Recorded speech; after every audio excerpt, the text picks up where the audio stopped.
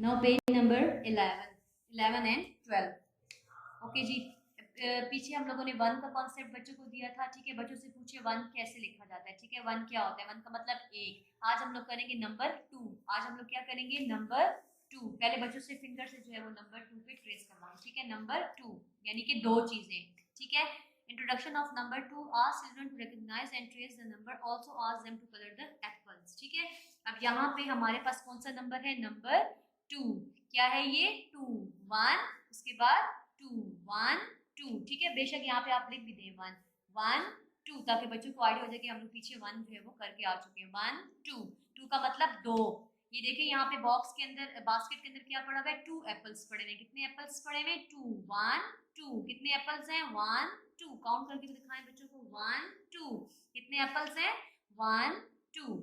ठीक है, टू का हम लोग बच्चों को कॉन्सेप्ट दे तो बच्चों को बोले टू का मतलब दो, दो चीजें। वन टू, टू एप्पल्स हैं तो मींस ये टू एप्पल्स। ठीक है, यहाँ पे बच्चों से जो है वो ट्रेसिंग आपने करवानी है टू की। बच्चे को बोले कि यहाँ पे ये यूं,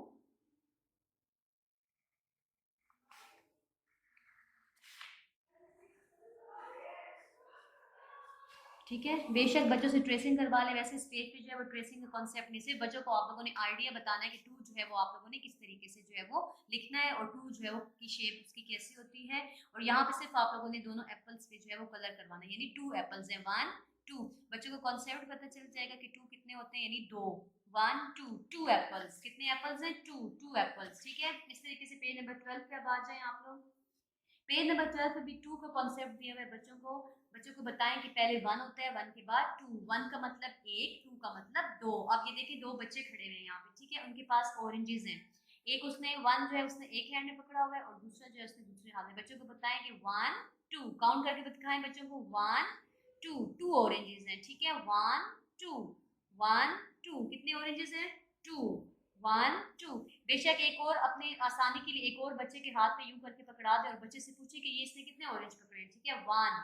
बच्चा आपको बताएगा वन। दूसरे हैंड में बता दें बना के। ठीक है, ये देखें वन टू। कितने ऑरेंजेस हैं? इस बच्चे ने कितने ऑरेंजेस पकड़े हुए हैं? One two. इस बच्चे ने कितने पकड़े हैं? One two. यानी बच्चे को टू का कॉन्सेप्ट पता चल जाएगा कि दो चीजें। टू का मतलब दो, टू का मतलब दो, वन का मतलब एक, सिर्फ एक चीज। ठीक है, अब आप बच्चों से जो है वो पेंसिल, बच्चे का हाथ पकड़े और बच्चों से बोले कि ये क्या लिखा हुआ है, कौन सा नंबर है? टू।